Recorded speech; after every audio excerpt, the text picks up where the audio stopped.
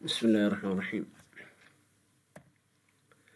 Intermediate second year English LMR explanation question answers. Okay, annotations.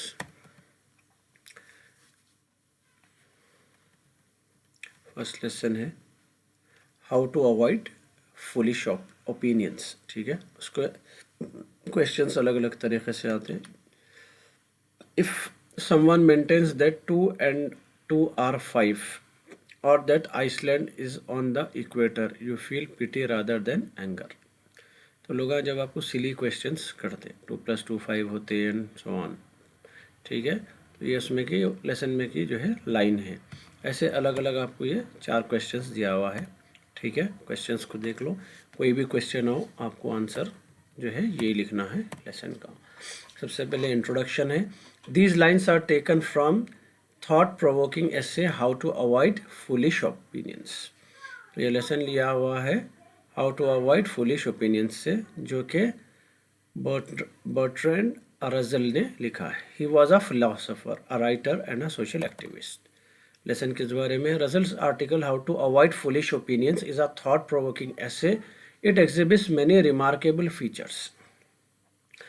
Its theme reveals intense human interest. Despite the seriousness of the topic, one can find elements of cheerfulness and humor in the essay. Topic तो बहुत serious है, लेकिन उसके बावजूद भी अपने को इसके अंदर जो है ना एंजॉय करने और जो है मस्खरे मजाक टाइप की चीज़ें यानी कि मजाहिया चीज़ें भी मिलेंगे. Explanation.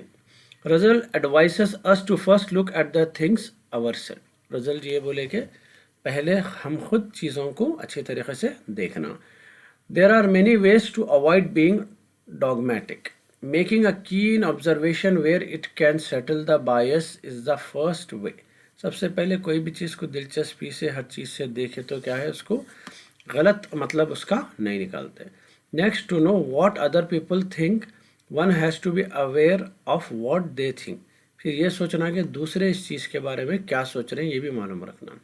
This can be done by going on vacation and arguing with an imaginary character who has a different point of view. इसके लिए वेकेशन मनाने जा रहे हैं और एक इमेजिनरी कैरेक्टर कोई भी हो सकता, उससे अपन आर्ग्यू कर रहे हैं, उसका पॉइंट ऑफ व्यू अलग है. अगर अपन कोई चीज़ को सही है बोल रहे हैं और उन्हें गलत है बोल रहा, अपन गलत है बोल रहे हैं उन्हें सही है बोल रहा, तो ऐसे आदमी से बहस करना. The fourth one is to deal with one's sense of self-worth, which is the hardest. किसी का सेंस को बर्दाश्त करना ये सबसे हार्ड रहता कोई भी चीज़ को लेकर, क्योंकि अब दूसरे की बात हमारे को समझ में आती नहीं, हजम होती नहीं. मैच करना अपने लेवल को ज़्यादातर मुश्किल होता. हर किसी का अपनी सोच, अपना तरीक़ा रहता, चीज़ों का अपना सेंस रहता. To overcome coincide, we must remember that we live for a short time on a small planet in a vast cosmos. तो ये चीज़ों को दूर करने के लिए, ये चीज़ों से यानी बर्दाश्त करने के लिए, ओवरकम होने के लिए ये सोच लेना कि अपन बहुत छोटे टाइम के लिए जो है छोटे से प्लानट पे अपन मौजूद हैं यहाँ पे, यानी कि वो चीज़ लंबे टाइम के लिए अटैच नहीं होना ना, तो कुछ उसका असर लेना. Critical appreciation. इन दिस ऐसे रजल ऑफर्स अस सम एडवाइस. इसमें उन्हें कुछ मशवरा दिया. That will not keep us from all error but will help us navigate away from obvious error. तो यहाँ से क्या है, अपन पूरे गलतियों से दूर तो नहीं हो सकते, लेकिन कुछ एक गलतियों को अपन मैनेज कर सकते.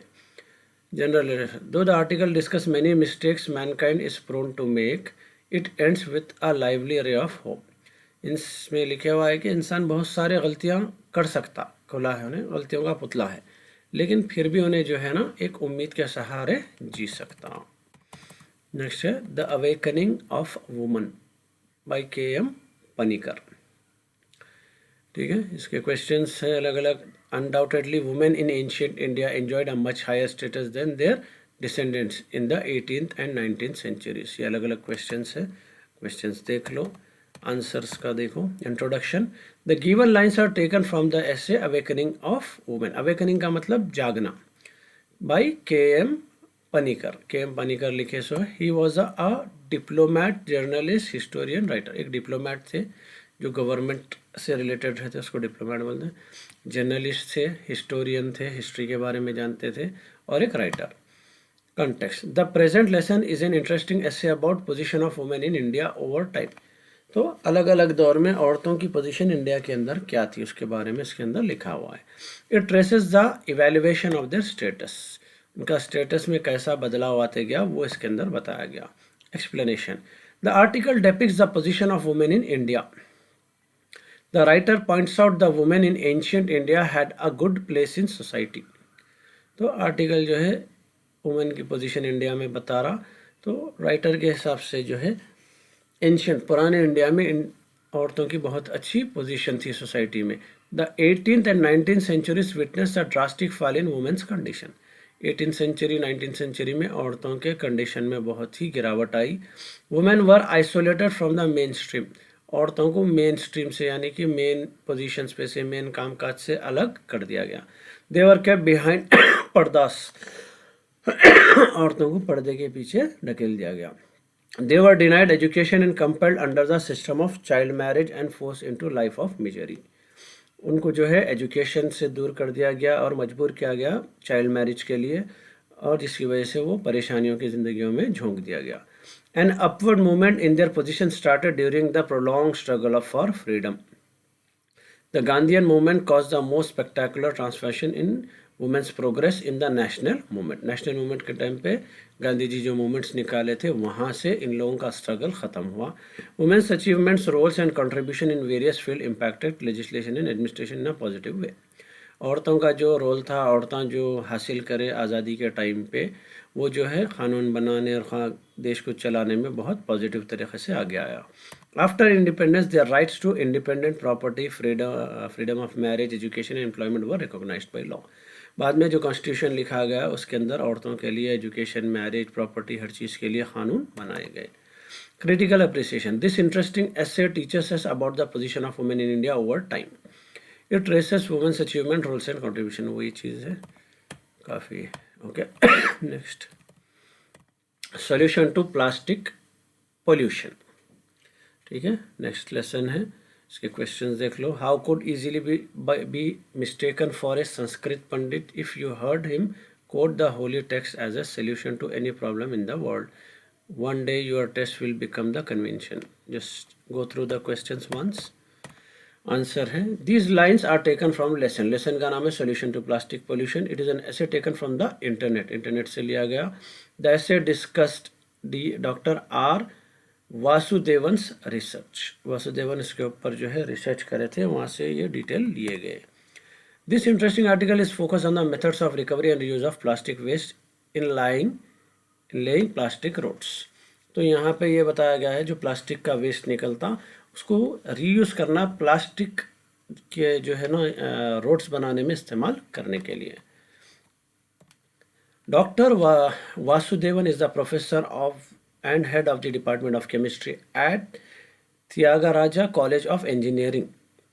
Though he was a professor, his department exhibited that he was a Sanskrit पंडित। तो उन्हें एक प्रोफेसर थे, ठीक है, त्यागराजर कॉलेज ऑफ इंजीनियरिंग के। तो वहाँ पे एक प्रोफेसर थे, उन्होंने केमिस्ट्री के डिपार्टमेंट ऑफ केमिस्ट्री के हेड भी थे, लेकिन वहाँ पे ये बताया गया कि उन्होंने संस्कृत के पंडित भी थे। He always carried the Bhagavad Gita in his hands and quoted many shlokas to his students while teaching। पढ़ाते खुद क्या है, उन्होंने गीता लेके जाते थे साथ और उसमें के श्लोक्स भी बोलते थे। Once he presented his project and its potential use in Kalam as a coating over the pebbles for laying roads, Kalam said that one day his test would become the convention। तो वहाँ पे एक बार उन्होंने कलाम को जो है ना उनके जो पेबल्स बनाते हैं, यानी कि क्या बोलते हैं अपन, कंकरे जो आते, ठीक है, तो उसमें जो है उसके बजाय प्लास्टिक का इस्तेमाल कर सकते, बल्कि अगर उन्होंने बताया, उन्होंने अपनी रिसर्च बताया, तो कलाम बोले कि एक दिन ना एक दिन तुम्हारा टेस्ट कामयाब होगा और वो बदलाव बनेगा। Kalam's words proved prophetic, Kalam की बात सही हुई। Doctor Vasudevan led the first road 60 foot long plastic road within the campus. तो 60 फुट की प्लास्टिक रोड पहले बनाया उन्होंने कैंपस के अंदर ही कॉलेज के। The gravel is heated to 170 degrees Celsius and shared plastic is spread over the hot stone aggregated. The plastic instantly melts and the coat of the toward the gravel without releasing toxic gases into the atmosphere. Plastic को जो है 170 degree गर्म किया गया, पिघला के फिर वो डामर वगैरह जो भी रोड पे था उस पर डाला गया। उसके बाद में वो सूख गया, उसके बाद में पूरी तरीके से फैल गया और उसमें से कोई गैसेस भी नहीं निकल सके और एटमॉस्फेयर को नुकसान भी नहीं हुआ। Immediately bitumen heated to 160 degrees Celsius is mixed at 155 degrees Celsius and used for laying the road.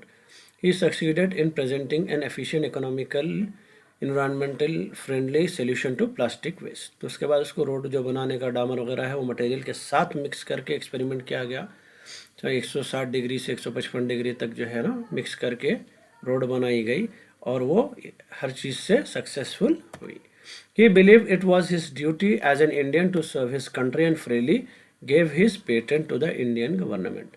तो उन्हें बोला कि मेरी अब इनोवेशन करें, नई चीज़ की ईजाद करें या इन्वेंशन करें, तो इन्होंने बोला कि ये बग़ैर फ्री यानी बग़ैर किसी पैसे के मैं अपना जो भी पेटेंट है ये रोड का आइडिया जो पेटेंट करा लिया वो गवर्नमेंट को फ्री में दे देता हूँ। इट यील्डेड टू बेनिफिट्स, दो फ़ायदे होते इससे। It reuse plastic waste reuse हुआ था एंड बिल्ड ड्यूरेबल रोड्स, और ऐसे रोड्स बनते जो लंबे टाइम तक काम देते। Thus he has become popular as the plastic road man, उसको प्लास्टिक रोड मैन बोला जाता था। Critical appreciation, doctor Vasudevan faced many hurdles in his mission but with clean India campaign he exhibited that technology if use properly. Doctor Vasudevan क्या है बहुत परेशानियां झेले मगर उन्होंने क्लीन इंडिया कैंपेन में जो है अपनी टेक्नोलॉजी को बताए। If he use properly it advantages in various ways to mankind, अगर प्रॉपर यूज हुई टेक्नोलॉजी तो बहुत सारा जो है इंसानों को काम में आती है। नेक्स्ट है the religion of the forest. ठीक है, the ideal of perfection preached by the forest dwellers of ancient India runs through the heart of our classical literature and still dominates our minds. Questions को अच्छा पढ़ो, question में एक दो ऐसे words रहते हैं जिससे आपको आसानी से लेसन कौन सा है समझ में आ जाता, उसका नाम समझ में आ जाता। यह है रविंद्रनाथ टैगोर लिखे। So instruction, these lines are taken from the thought provoking essay religion of the forest written by Rabindranath Tagore. Rabindranath Tagore का लेसन है। A composer of our national anthem, अपना जो नेशनल एंथम है वो भी आप ही लिखे सो है। And first Indian to win the Nobel prize जीतने वाले पहले Indian. Context, in the region of forest Tagore says that our attitude of mind guides us to establish relations with the universe either by conquest or by union. The forest teaches us union and compassion. तो टैगोर के हिसाब से क्या है, इंसान का जो attitude है उन्हें जो है अपने को गाइड करता अपन दुनिया के साथ दुनिया में कैसा रहते, या ग्रुप में या अकेले या जैसा भी है अपन कैसा ज़िंदगी गुजारते और कैसा दुनिया में रहते। Explanation, Tagore presents the classical way of life and literature that uphold up the ideal of perfection.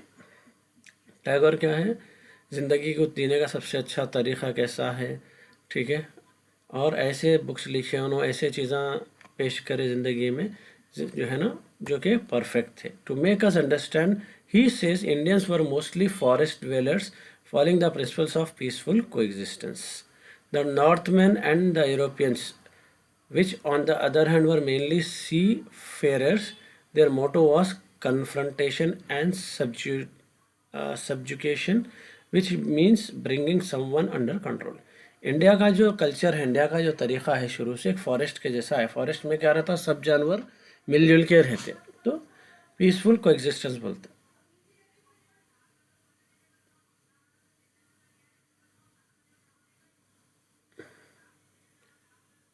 तो नॉर्थमैन और यूरोपियंस जो भी रहेंगे, तो जो अपने जो इंग्लिश कंट्रीज़ के हैं उन लोगों का हमेशा सोच ये रहती कि दूसरे पर्सन को कैसा, दूसरी लोगों को कंट्रोल में कैसा लाना, यानी कि राज कैसा करना। जैसा आपने को मालूम है ब्रिटिशर्स पूरे आधी दुनिया से ज़्यादा राज करे वो लोग मुल्कों पे। Tagore explains both the merits and demerits of each side, दोनों के भी फ़ायदे और नुकसान समझाए। He further says the view of this world that India has taken up is in three phases of reality as represented by the Sanskrit word Sachchidananda. ठीक है, ये वर्ड में से जो है तीन अलग अलग फेजेस में जो है इंडिया के उसको कल्चर को बयान किया गया है। First part is sat, facts that relate us to all things through common existence. Sat का मतलब है यहाँ पे सब चीज़, ऐसे कौन से चीज़ें हैं जो हम मिलजुल के रहते हैं, जैसा हमारा कल्चर है, गंगा जमीनी तहजीब है, सब लोग क्या है मिलजुल के अपन यहाँ पे रहते। The second is chit, facts that relate us to all through knowledge. सब जो है नॉलेज जो है हमारा जो एजुकेशन है, नॉलेज है, वो चीज़ें हमको जोड़ के रखते हैं। The third is Anand, fact that unites us all things through the love. तीसरा है प्यार, प्यार की वजह से भी हम सब लोग कंट्री के अंदर जुड़े हुए रहते हैं। It is evident that the during Kalidasa time India had reached the zenith of civilisation, excelling in luxury, literature and arts. तो ये एक एविडेंट है, ये एक सबूत है कि कालिदास के टाइम पे इंडिया क्या है सिविलाइजेशन के अंत पे पहुंच गया था, लग्जरी की तरफ जा रहा था, लिटरेचर की तरफ, पढ़ाई की तरफ जा रहा था। But this very magnificence of wealth and enjoyment work against the sacred solitude of the forest.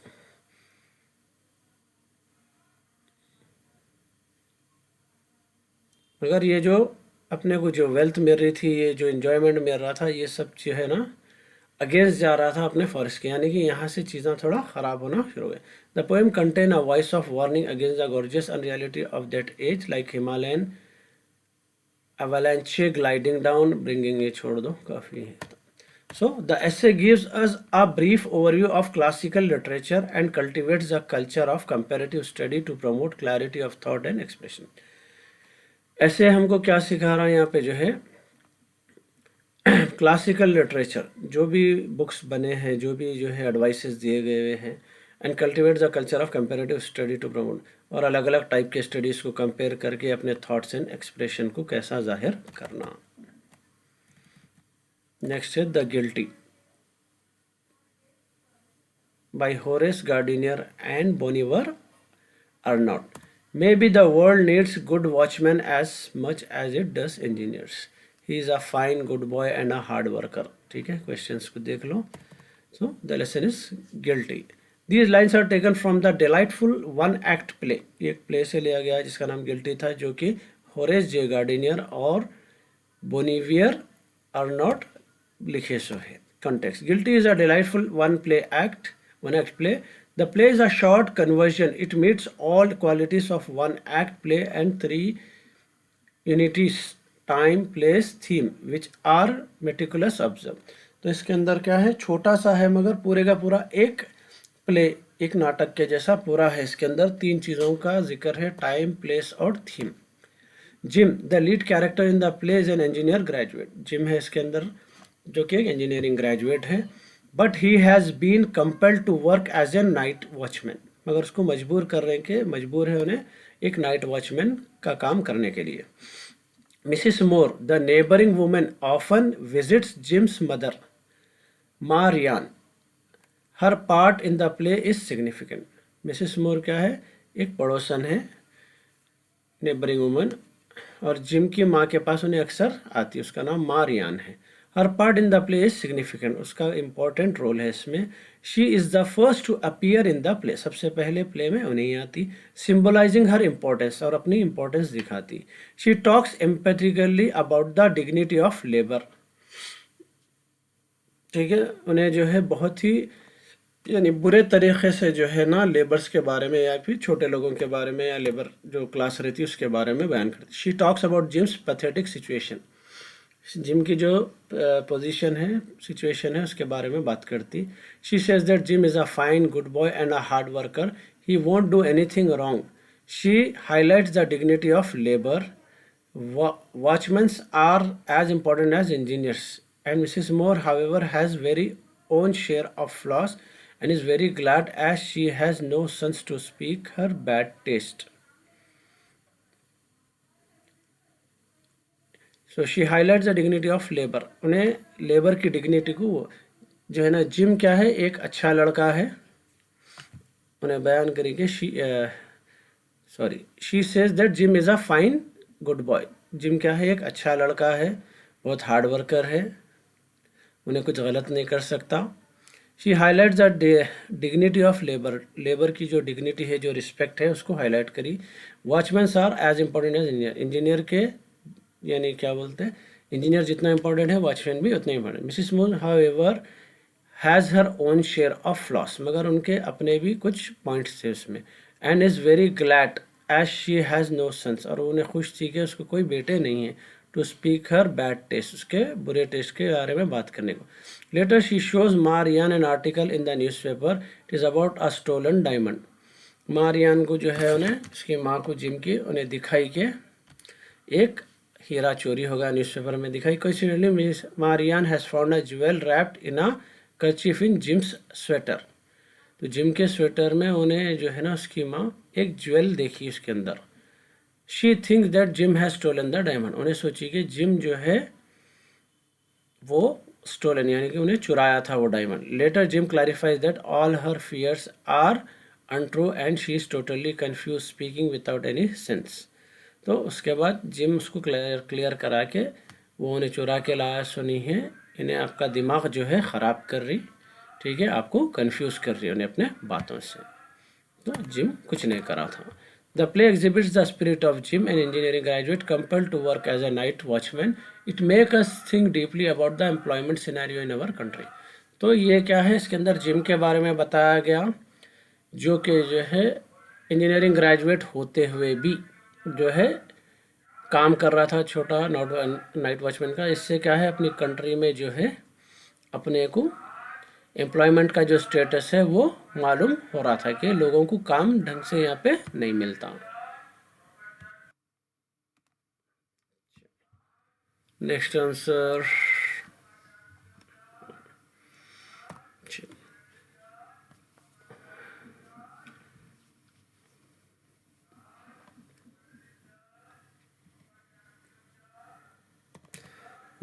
Good bye party for Miss Pushpa T S, Nissim Ezekiel. ठीक है, ये पोएम है, पोएम के एनोटेशंस लिखने का है। We are meeting today to wish her bon voyage, I don't mean only external sweetness but internal sweetness. थोड़े line इसमें अच्छा गौर से याद कर लो, वर्ड्स याद कर लो, ताकि पोएम आइडेंटिफाई करके आप स्टोरी लिख सके। Introduction, these lines are taken from the poem goodbye party for Miss Pushpa T S, written by Nissim Ezekiel. Context: the poem Goodbye Party for Miss Pushpa TS is a farewell speech for Miss Pushpa. तो ये poem में जो है miss Pushpa के लिए एक farewell party दी गई है, उनके farewell speech. Who is leaving the country, जो कंट्री से जा रही। The speaker who is the organiser of the party describes the virtues of miss Pushpa, जो भी पार्टी ऑर्गेनाइज करे, जो बात कर रहे स्पीकर है, उन्होंने पुष्पा के जो भी अच्छे काम है वो बयान कर रहे हैं। Explanation, the speaker announces the purpose of the gathering of their friends in about to leave the country, जो पुष्पा जाने वाली है उसके बारे में बोलने के लिए उन्होंने ये पार्टी रखे।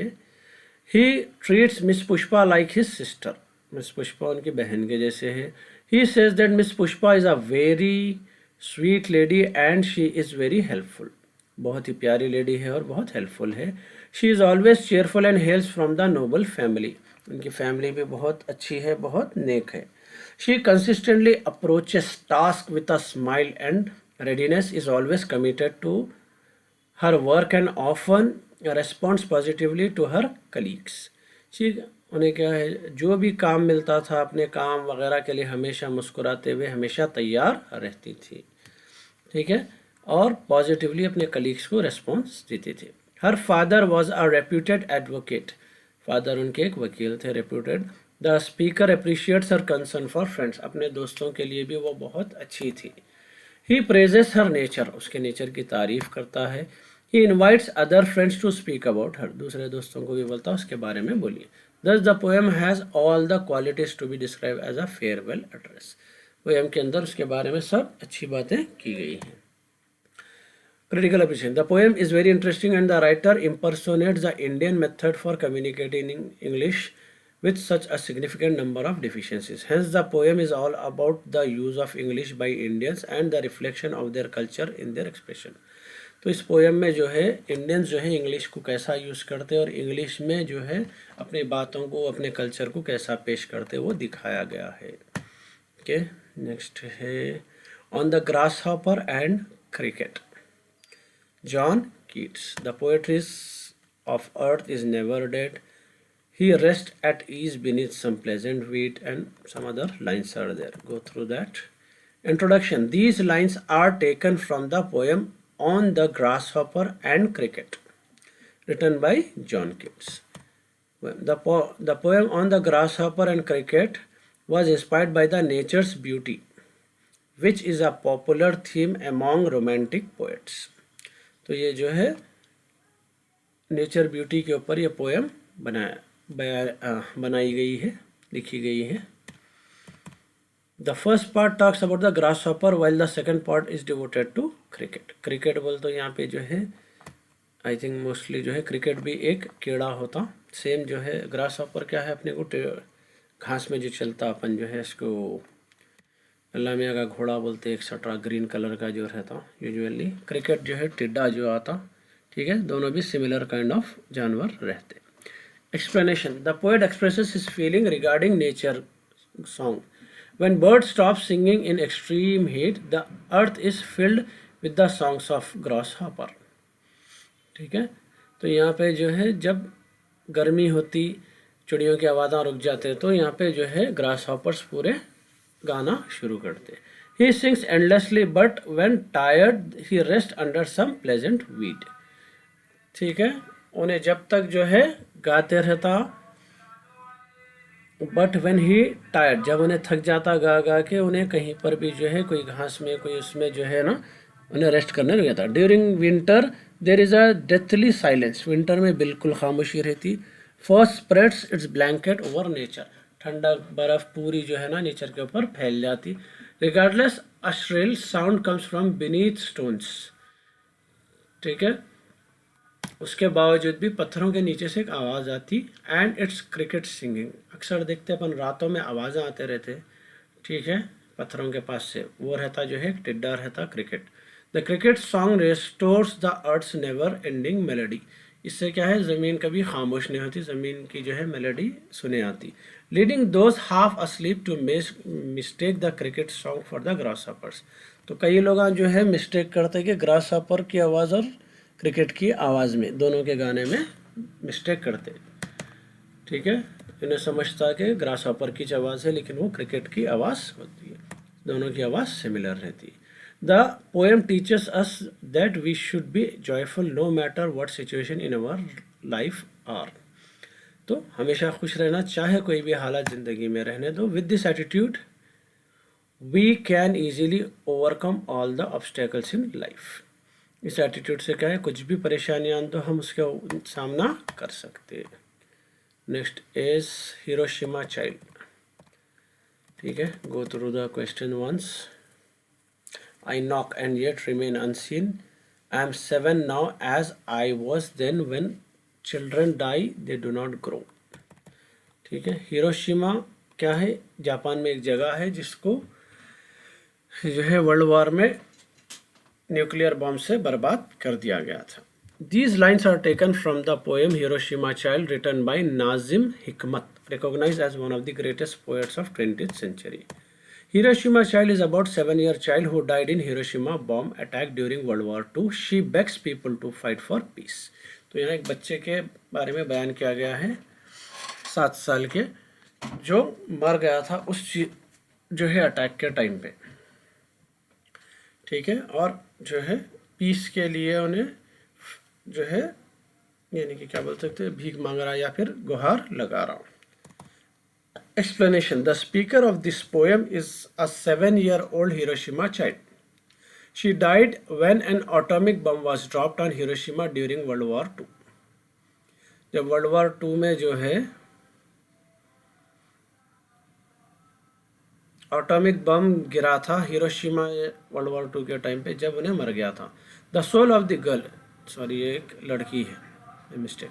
सो the soul of the girl knocks on every door to warn us about the adverse effect of war. उसकी जो आत्मा थी वो हर दरवाजे पे नॉक कर रही कि वार के इफेक्ट्स क्या हो सकते हैं। Since then the child has felt neither growth nor hunger and cannot be seen or heard. Nobody pays attention to her as she is invisible. तो अब उसके बाद तो उन्हें कभी दिखी नहीं, कभी इसको बारे में जो है ना, क्योंकि बॉम्ब ब्लास्ट हुआ उसके बाद उन्हें क्या हो गई, गायब हो गई, तो मर गई यानी कि। तो उसके बाद उस बारे में कोई ना सुने ना उसको कोई देखे। The child adds that the concern is for other children not for themself. अब ये दूसरे बच्चों के बारे में फ़िक्र है उसको। The child seeks neither food nor fruit, ना उसको खाना होना ना फ्रूट होना। She request that people not fight as she was victim of war. ठीक है, उन्हें जो है लोगों को बोली कि लोगों लड़ना नहीं चाहिए क्योंकि वार की वजह से उसकी जान गई थी। She begs them to fight for peace, उन्हें जो है भीख मंगरी जो है पीस यानी कि शांति के लिए। She makes an appeal to let the children grow in peace, उन्हें अपील कर रही है दूसरे बच्चों को शांति के साथ पीस के अंदर जो है ना बड़े होने दो उनको। Children should be allowed to play laugh grow glow live, बच्चों को खेलने देना, हंसने देना, बड़े होने देना, चमकते देना और ज़िंदा रहने देना। Critically appreciation, the deeper meaning and message is that innocent children should be allowed to enjoy their childhood instead of killing them in the war. War में जो है उनको मारने के बजाय, मरने छोड़ने के बजाय उनको जो है उनका चाइल्डहुड एंजॉय करने देना, उनको ज़िंदा रहने देना, इसमें मीनिंग है। The tone is sad and expresses the true feeling of a small girl, बहुत ही उदास जो है टोन है इसका, और इसमें सैड फीलिंग से एक छोटी लड़की है। But there is also hope for piece, और पीस जो है ना, पीस की उम्मीद भी इसके अंदर है। Next, awake by Sarojini Naidu, who kneel in thy presence to serve and adore thee. Awaken and sever the woes that enthrall us. ठीक है, go through that. These lines are taken from the poem Awake. Awake में से लिया गया है जो कि सरोजनी नायडू लिखे। The poem is a patriotic song. Patriotic यानी कि देशभक्ति का गाना है। It is a soul stirring play for action and unity. ये क्या है, एकता और जागरूकता का जो है वो है, सोल है इसके अंदर। It is a lyric of hope and firm resolution and strikes power note. ये क्या है, एक किस्म का गाना है जो इसमें उम्मीद होती और जो है ना एक पावर नोट है जिससे जो है अपने दिलों पे असर होता। Explanation, the poem awake appears as an address to mother India. यह मदर इंडिया के लिए जो है ना यहाँ पे के बारे में बयान किया गया है। The poetess describes that the children kneel before the mother to serve and adore her, to rouse them from their slumber and cut off the ties of bondage in which they are bonded at present. ये क्या है, जब आज़ादी नहीं हुई थी, जबकि इसमें तो जो धरती माँ या फिर जो है कंट्री को एज ए मदर बुलाया गया है इसमें, तो कंट्री के जो भी बच्चे हैं, जो भी कंट्री में रहते लोग, ये लोग जो है कंट्री को सर्व करने के लिए और कंट्री को चाहने के लिए ये लोग हमेशा तैयार है, और ये लोग जो बॉन्डेज है यानी कि जो ग़ुलामी है वो ग़ुलामी को से बाहर निकलना चाहें। दे टेक अ वो never for forsake her to falter her or fail her. They are also her shield, and it is with her help that they will be set again in the forefront of glory. तो जो भी बच्चे हैं, जो भी country में से ये लोग जो है हारना नहीं चाह रहे ना, अपनी माँ को हराना चाह रहे, वो लोग उसके लिए एक शील्ड का काम करेंगे और हमेशा आगे रहेंगे। ठीक है, और जो है ना उसकी मदद से फिर से जो है खड़े होंगे और फिर से आगे बढ़ेंगे। The Hindus worship her as usual, the Parsis dedicate the fire of hope burning in their hearts to her service, the Musalmans defend her with the sword of their love, and the Christian assures their devotion and faith. तो हिंदुआ जो है worship करते हमेशा उसको माँ के जैसा। पारसी लोग है अपनी जो आग की पूजा करते हैं लोग, ये लोग अपनी आग जो है ना, fire of hope burning there hearts, ये लोग भी कंट्री की सर्विस करना चाह रहे। मुसलमान जो है ना अपनी तलवार से जो है ना, प्यार की तलवार से जो है ना खिदमत करना चाह रहे, और क्रिश्चियंस जो है अपनी जो डेडिकेशन है, डिवोशन है, भरोसा है, वो पूरा अपनी कंट्री के लिए करना चाह रहे। People of all the faiths pledge to come together to defend, सारे मजहबों के सारे लोग जो है एक साथ आना चाह रहे और जो है अपनी माँ की हिफाजत करना चाह रहे। Their united efforts will succeed in setting her free from the chains of slavery under British rule. ये सब के जो है एफर्ट्स मिलके जो है ब्रिटिश रूल से कंट्री को आज़ाद, अपनी माँ को आज़ाद कराते। The poet's appeal that the people of different religions and communities should be brought together to the altar the mother India to hail her as queen as goddess. तो इसके अंदर यह है कि सब लोग जो है एक साथ, सारे कम्युनिटीज, सारे मज़हब एक साथ आना और अपनी माँ की हिफाजत करना, ठीक है, जैसा कि वो एक रानी या फिर एक भगवान है। ओके, नेक्स्ट है फियर, यानी कि डर। It is said that therefore entering the sea a river trembles with fear. ठीक है, इसको देख लो क्वेश्चंस को। अच्छा, नेक्स्ट है, these lines are taken from the poem Fear written by Khalil Gibran. The poet uses several themes in this poem that include the fear of change, death and losing oneness in the vastness, the irreversibility of time, overcoming fear, moving forward, etc. Poet क्या है, कई बार poem में जो है fear के बारे में बयान किया, डर के बारे में, बदलने का डर, मरने का डर, किसी को खोने का डर, इन चीज़ों के बारे में इसके अंदर बयान किया गया है। Explanation, at the beginning of the poem the phrase it is said that indicate that it is not entirely the poet's view. He heard about the river's fear and so he may decided to give some strength to it through the poem. शुरू में जो है ना ये बोला गया है, it is said that है पोएम में, indicates that it is not entirely the poet's view. तो इसमें पोएट अपने आप पूरा व्यू नहीं रखा, लोग क्या बोलते उस बारे में उन्हें अपनी भी राय रखा और लोगों की भी राय रखा। ही heard about the river's fear, दरिया का जो रिवर का फियर है उसके बारे में सुना था। And so he may have decided to give some strength to it in the poem, तो अपनी पोएम में उसको मजबूती से कुछ रखना चाह रहा। The river may have travelled across difficult paths before entering the ocean, ocean में जाने से पहले नदी क्या है, अलग अलग मुश्किल रास्तों से बहती हुई आती। Yet it trembles with fear, मगर फिर भी उसको डर रहता।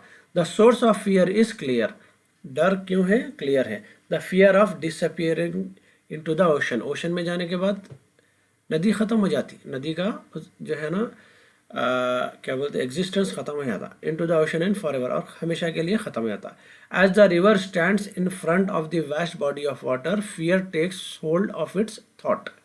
जैसे उन्हें बहुत बड़े पानी, समंदर क्या होता, ओशन सबसे बड़ा समंदर, वहाँ पे जब नदी जाती तो इतने बड़े पानी में उन्हें अपने आप को खो देती, जिसका उसको डर रहता। The river cannot trace back to the path behind, फिर उसको वापस तो नहीं ला सकते पानी को समंदर से। It has to take the risk of merging with the ocean, उसको रिस्क लेना ही पड़ता ओशन के साथ शामिल होने का। Otherwise the fear will never go away, तो नहीं तो डर कभी भी ख़त्म नहीं होता। Like the river we have to take the risk to conquer and overcome our greatest fear.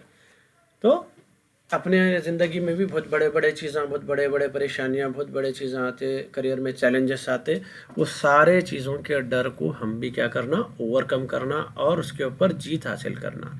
It is not about losing one's identity, it is more about becoming part of something larger than life, divine and beautiful.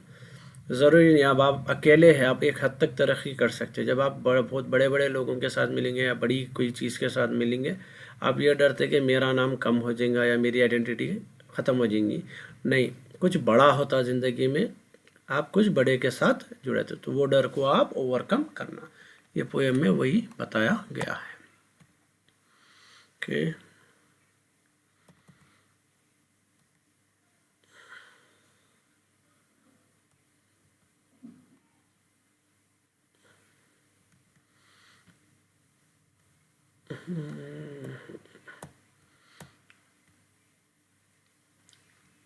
Foolish का अपन पढ़ लिए थे, foolish opinion.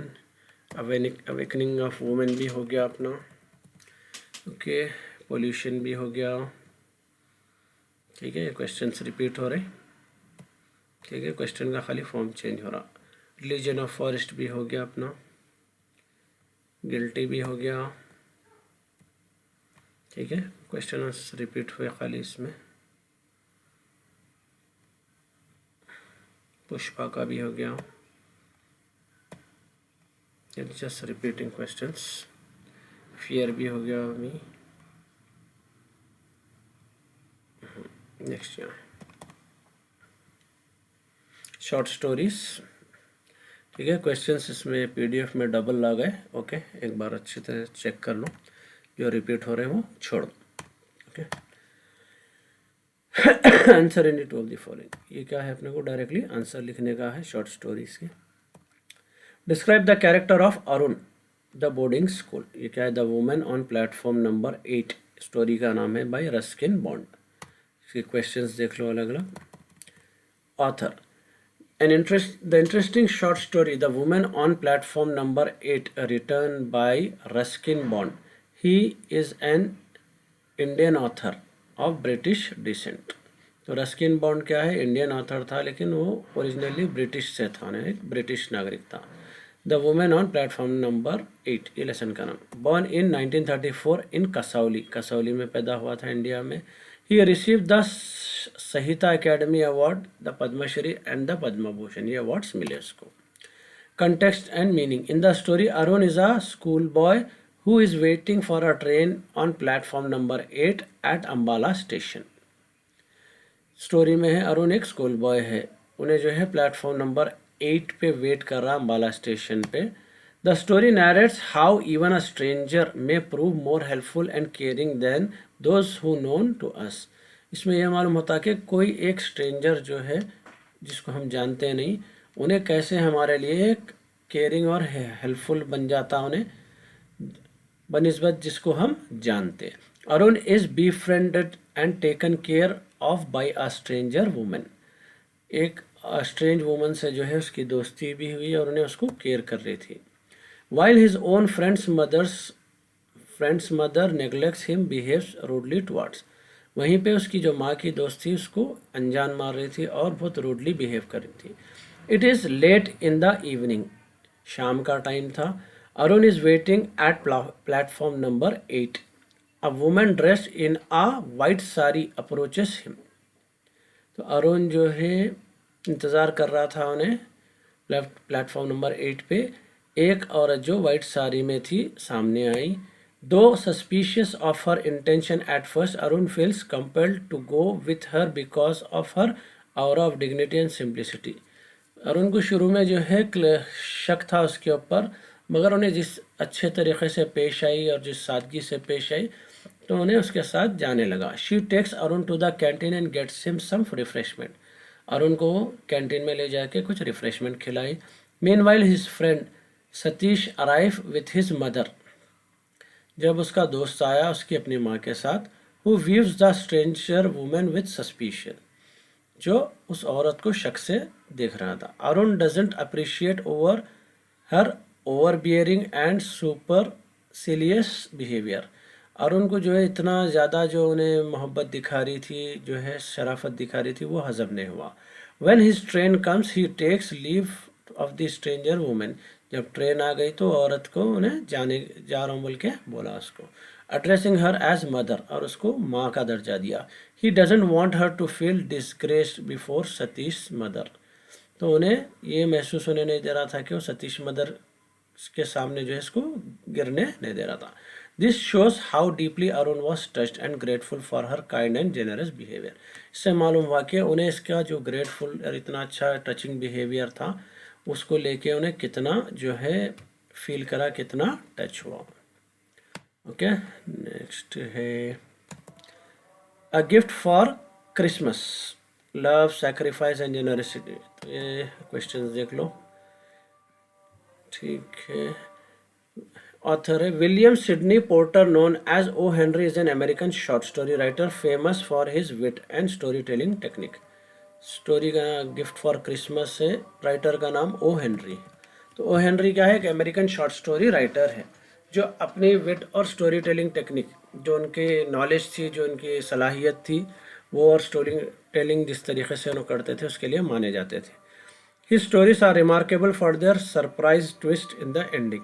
उनके stories में हमेशा और आखिरी में जो है सरप्राइज रहता था, ठीक है, सरप्राइज ट्विस्ट रहता था, चेंज, ठीक है, यानी कि स्टोरी की जो एंडिंग रहती थी बहुत ही अलग होती थी, जिसके लिए उन्होंने माने जाते थे।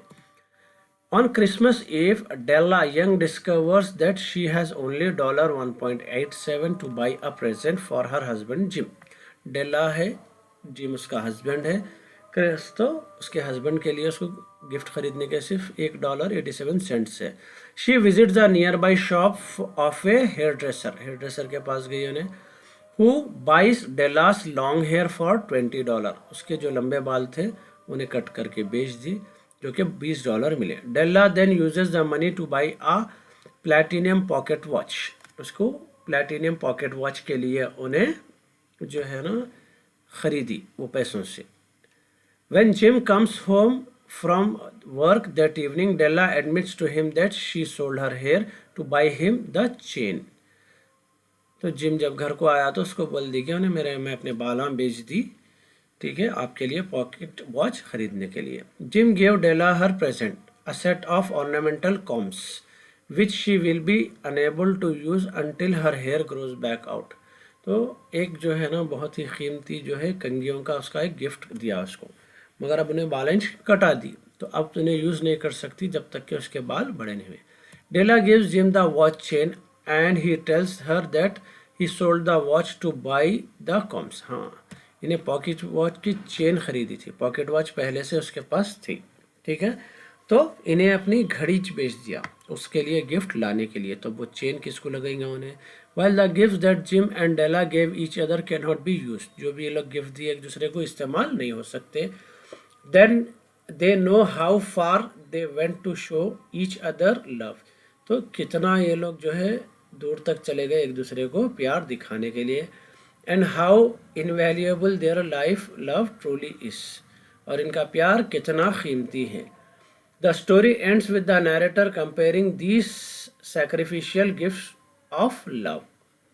ये स्टोरी में मालूम हुआ कि जो है ना नैरेटर बयान करा के ये लोग एक दूसरे के लिए कितने कुर्बानियाँ दे सकते प्यार के लिए। Okay,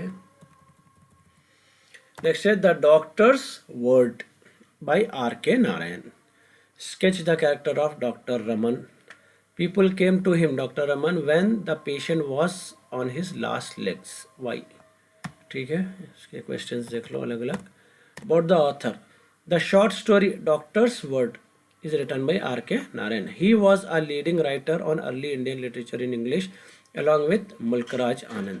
He won many awards like the Padma Bhushan, the Padma Vibhushan and साहित्य एकेडमी, ये अलग अलग उसको अवार्ड्स मिले थे, ठीक है। Context, a story about doctor Raman who by time and tradition is only called for life and death situation. तो एक डॉक्टर रमन की स्टोरी है, यूजुअली उनको बुलाया जाता है, उनके पास आते हैं जब लाइफ और डेथ की बात होती है, यानी आखिरी वक्त में या सीरियस टाइम में। As such he believes pleasant life can't save lives, he is very staunch about that. Suddenly his best friend Gopal falls terrible. He believes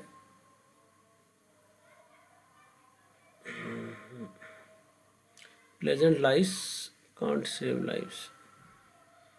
He is very staunch about it. Staunch का meaning देखता हूँ थोड़ा मैं। So continue. As such he believes pleasant lies.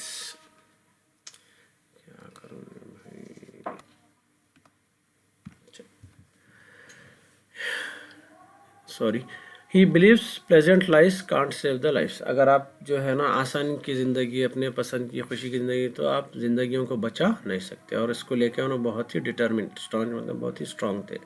Suddenly his best friend, उसका एक best friend जो है गोपाल, बहुत ही बुरी तरीके से बीमार हो गया। After treating him the doctor privately thinks, जब उसका इलाज करे तो डॉक्टर सोचा कि इसके चांसेस जो है 1000 में 1% है odd of surviving, but his chances are worse the more he exerts himself। और उसके चांसेस ख़राब होते जा रहे थे क्योंकि उन्हें बहुत ही ज़्यादा जो है फिक्र करो। Gopal begs the doctor to tell him if he will make it. Gopal बोला डॉक्टर को, उन्हें जिंदा रहता न रहता बोल दो, अगर नहीं he needs to sign his will, उन्हें अपनी will साइन कर देंगे. Raman can't bear to tell Gopal the truth, Gopal को उन्हें सच नहीं बोल सकता था. But he can't let him keep straining himself, और उसको जो है ना तकलीफ में भी नहीं देख सकता था. He tells Gopal he will be fine, Gopal को उन्हें बोला तुम ठीक हो जाओगे. The next morning Gopal health is splendid, अगली सुबह उसकी सेहत खुद ब खुद सुधर गई. And the doctor says his survival will puzzle him for the rest of life, doctor बोला कि इसका जो अच्छा हो गया उन्हें, जो बच गया उन्हें, ज़िंदगी भर मेरे को जो है ना मैं कंफ्यूज रहूँगा कि इन्हें कैसा अपने आप को जो है ना यानी क्या बोलते हैं, कैसा बच गया, इन्हें सर्वाइव कैसा हो गया. ओके, नेक्स्ट है lost. Attempt the character sketch of the lady in the story Lost. Go through the questions one. Okay. Author, about the author. The short story and interesting short story Lost is written by Guy de Maupassant. Lost story जो है इन्होंने लिखे. He was a French writer.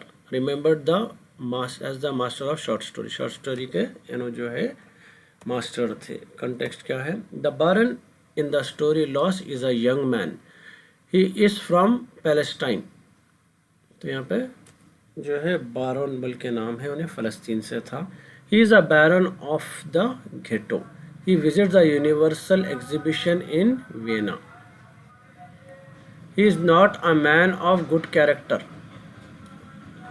उन्हें जो है universal exhibition थी Vienna में, वहाँ गया था, उन्हें अच्छा इंसान नहीं था. When the arrogant baron sees a beautiful married lady in the exhibition in Vienna, he develops an immoral liking for her.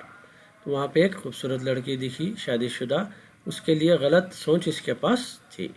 The lady in the story is very beautiful and clever with the integrity of her character. लड़की बहुत खूबसूरत थी वो औरत, ठीक है, और बहुत क्लेवर थी, और उन्हें अपने आप को यानी कि बहुत कैरेक्टर वाली थी. She married a man who had a modest income. ऐसे आदमी से शादी करी थी जिसकी अच्छी खासी इनकम थी. She values self respect more than anything else. उन्हें सेल्फ रिस्पेक्ट को बहुत ज़्यादा वैल्यू देती थी. She ignores his advances yet he continues to follow her. ठीक है, उन्हें कई चीज़ें उन्हें जो है ऑफ़र करा उसको, लेकिन उन्हें जो है इग्नोर करी, लेकिन फिर भी उन्हें उसका पीछा करता गया. He continues to make advances regularly. Animal desire in him started overpowering him, though she refused him. He continues to make, उन्हें फिर भी कोशिश करते रहा, उसके अंदर का जानवर उसके ऊपर हावी हो गया था, इसके बावजूद कि उन्हें रिफ्यूज़ कर रही थी. But he wishes to have her somehow. उन्हें उसको हासिल करने की कोशिश कर रहा था कैसा भी. He was a blindfolded by lust. But at last he opened his dirty intention. उन्हें क्या है, अपनी भूख में अपनी जो है ना उसमें ब्लाइंड फोल्डेड अंधा हो गया था. बट एट लास्ट अपना जो भी उसका गंदा इरादा था वो सामने रख दिया. And he thought that she would yield to him as she had a modest income. Modest बोले तो ओके इनकम जिसको बोल सकते हैं अपन. तो उन्हें सोचा कि मेरा यानी बहुत पैसा देख के इन्हें मेरे पास आएंगी, क्योंकि इसके तो कुछ खास उसके यानी कि इन्हें जो है कुछ ज़्यादा उसके पास पैसा नहीं है. But she felt insulted and embarrassed by his secret overturns. When the baron was prepared to do anything to have her, she proposed that she would listen to him if he was ready to receive 25 lashes. तो उसके बावजूद जो है इन्हें ignore करी, इसको इनकार कर दी हर चीज़ को. फिर भी उन्हें पीछे लगा, तो उन्हें बोले ठीक है, कुछ उन्हें बोलता मैं तेरे लिए कुछ भी कर सकता हूँ. तो ठीक है, मैं तुम्हारी बात जब सुनेंगी जब तुम 25 कोड़े खाओगे. The agreement was made between the lady and the baron. ये एग्रीमेंट हुआ दोनों के बीच में. On the scheduled day she mercilessly beat him 24 times with a whip. उस दिन इन्हें 24 बार उसको जो है विप से, कोल्डे से मारी. And she cleverly skipped the 25th and called out her husband. और उन्हें 25वां कोड़ा नहीं मारी और उसके हस्बैंड को बुलाए. एंड 2 अदर मैन, और दो और दूसरे आदमियों को भी बुलाए. Found behind the curtain leaving the baron in shock and grief, जो कि पर्दे के पीछे छुपे हुए थे. जिसको देख के बैरन जो है एकदम शॉक में चले गया। Thus the woman is loyal to her husband, औरत जो है अपने हमारे शोहर के लिए लॉयल थी, उन्हें वफादार थी। When he crosses the limits she teaches him a lesson, जब उन्हें अपनी लिमिट क्रॉस करा तो उसको सबक सिखाई इन्हें। So he is punished aptly, he says lost, जब उन्हें उसको पनिशमेंट मिल गया अच्छा खासा तो उन्हें बुला के लॉस्ट बोल दिया। ये है लेसन। ओके, नेक्स्ट है interview. An interview by Richard Gordon. The narrator thought that his interview was superfluous. Why? देख लो questions, go through that. About the author, the short and beautiful story and interview was written by Richard Gordon, 1921 से 2017 में इन्हों मर गए। He was an English surgeon and anesthetist. इन्हों क्या थे? सर्जन थे और एनेस्थीसिया का जो डॉक्टर होता वो एनेस्थेसिस्ट था। He wrote many short write-ups mostly dealing with the medicine के ऊपर बहुत सारी चीज़ें लिखे हैं। In the short story he discusses the narrator's experience of facing an interview with the dean of a medical college. जो है एक इंटरव्यू अपना उन्होंने उसके बारे में बयान करे जो मेडिकल कॉलेज का जो डीन होता बड़ा उसके सामने। In this story the narrator shares us with his experience of his interview with Dr. Lionel Loftus, the dean of St. Swithin's Medical College. Medical college है उसके जो है डॉक्टर लायनल थे डीन, उनके सामने इंटरव्यू दिए थे। He sits nervously in the waiting area में पहले नर्वस थे no, pre-creating his interview with the dean and trying to answer the imaginary questions. उन्हें ये पूछूंगा, मैं ये जवाब दूंगा, ये दिमाग में बनाते हुए। He is then encouraged by an older man, एक बूढ़ा आदमी था, उन्हें encountered by the old man, वहाँ पे इनसे मुलाकात हुई। The secretary of the medical school का secretary था उन्हें, who scans him carefully and ask a few questions, उसको गौर से देख रहा था उन्हें और कुछ questions पूछा। Unlike what's expected, the dean doesn't ask any medical questions, but asks only about his rugby experience, with which the dean seems impressed. The narrator gets admitted to St. Swithin's, but later known that this was unnecessary, as the dean generally admits students whom the secretary approves of and rejects those who looks the secretary doesn't like. तो यहाँ पे क्या है, जब उन्हें कुछ questions उसको पूछा था सेक्रेटरी, उसके बाद में फिर इंटरव्यू के लिए उसको गया तो डीन उसको रग्बी के बारे में क्वेश्चन करा। रग्बी क्या है? अमेरिकन फुटबॉल के टाइप का खेल होता, तो वो रग्बी रहता। तो रग्बी के बारे में क्वेश्चन करा और उससे इम्प्रेस भी हुआ और उसको सेलेक्ट भी कर लिया उन्हें जो है कॉलेज के अंदर। मगर बाद में मालूम हुआ ये जो डीन है उन्हीं लोगों को सेलेक्ट करता जिसको सेक्रेटरी जो रहता उन्हें अप्रूव करता। सेक्रेटरी पहले इसका इंटरव्यू बाहर ले लिया कुछ क्वेश्चंस पूछ के, उन्हें अप्रूव कर दिया था इसको। तो जनरली इसको टाइम पास का इंटरव्यू लिए, मगर सेलेक्ट इसको करना था क्योंकि सेक्रेटरी जिसको सेलेक्ट करा डीन उसी को सेलेक्ट करता। Okay, so we are done. All the best, thank you.